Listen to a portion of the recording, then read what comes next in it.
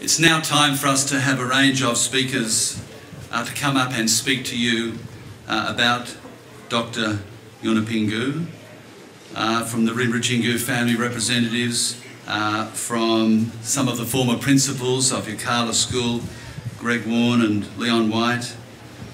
Dungall, I think, is going to come and speak from the Yotha Yindi Foundation, Mike Linsky from the Fred Hollows Foundation, and the Chairman of the Law and Land Council, Wali Wangamara, as well, will come and speak. So I'll invite those speakers to come up to the stage and to provide us with some more insights and reflections on the life of Dr. Yunupingu.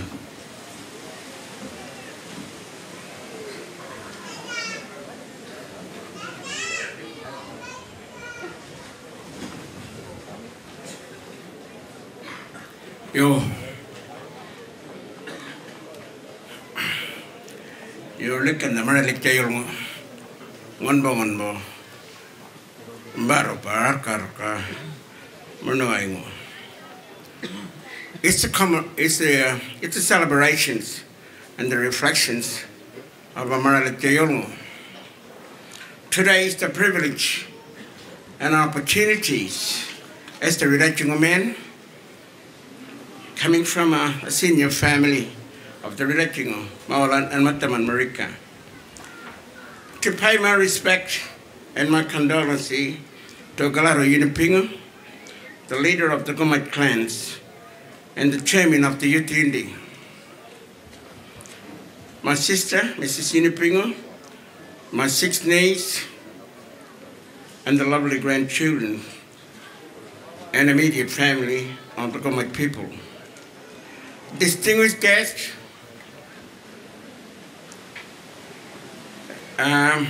Prime Minister of Australia, Honourable Kevin Rudd, Chief Ministers of the Northern Territory, Adam Giles, distinguished guests, ladies and gentlemen, boys and girls, people who have travelled from near and far to honour Dr. Yunupingu and my sister, Mrs. Yunupingu, and his family, to pay the respect.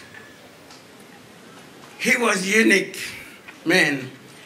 He walks in many spheres of life. He built the relationship. My friend talks about this man. He's a great storyteller who invites us all, Yungo and Balanda, to walk together and share the special journey.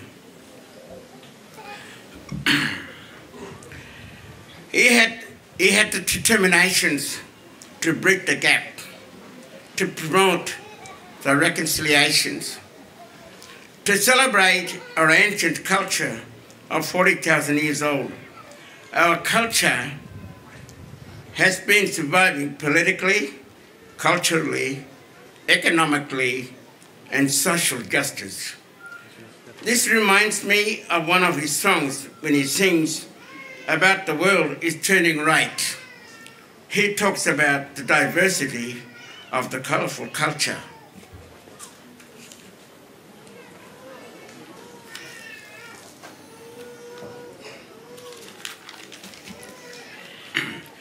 We grow up as neighbors from early childhood through 50s and 60s. Our families were very close affiliated, and my wife's family were also on the same street we live in now. I watch him play guitar. He listened to his music at playgroup, at home, at school. I never thought of him become a famous and a champion and the warriors. When I mean the warriors, fighting for justice, right and dignity. He was born to be a musician. He was better than a politician. His music is universal tools, and he's a powerful element. His message were optimistic and clear to the world. He talks about treaty He talked about justice. He was a person who came from a small world. He embraced and tasted the world. He knew what is right and what is wrong. He was a man of family and his inspiration. In 1970, I was working with him in a classroom teacher, working along with my sister, his wife. We both were very keen about two-way education, and we were living as a simple man. I remember visiting in a homeland, and we were flying back from Gangan to go in a single engine aviation, Cessna, and halfway between Gartalla and Go, and the engine stopped. We were terrified.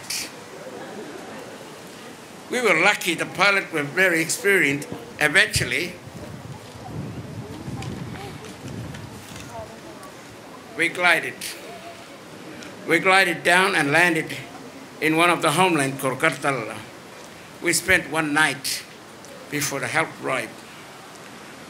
This speech is a privilege for me to address to you at this most eminent funeral about a great man and my daughter. My families and my wives and my children and his families are very closely associated. We talk, we share our burdens, and are hurt physically, socially, and financially. When my family, my wife and my children, I heard of the tragic death of the great man, we were at Gangan. It was a devastation to myself and my wife, my children. We all cried. You cannot compare this man to anyone else. He was humble, a man of vision, a man of philosophy, a man of wisdom, a man of determination. He left a big space that someone else cannot fill. But I will challenge my niece, his daughter, to take up a legacy of his music. I've heard one of his daughters singing along with his father on one stage at Garma, and they have the talent to inherit the dreams and the visions. It is a devastation for the whole nation, internationally and locally. May he rest in peace. Goodbye, Duai. Markap me. Maralik Jayulmo.